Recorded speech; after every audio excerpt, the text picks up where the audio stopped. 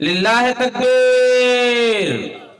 Mobile আসিল কেতলা লাগিল, পড়াশোনা অমন বসে না। রাত 12টার পরে লেলি যখন ফোন করে,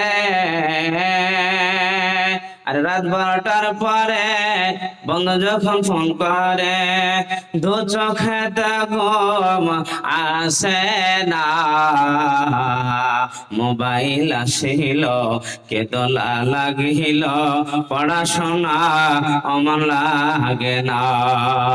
রাত 12টার পরে নার্গিস যখন ফোন করে, দু চোখেতে ঘুম আসে না।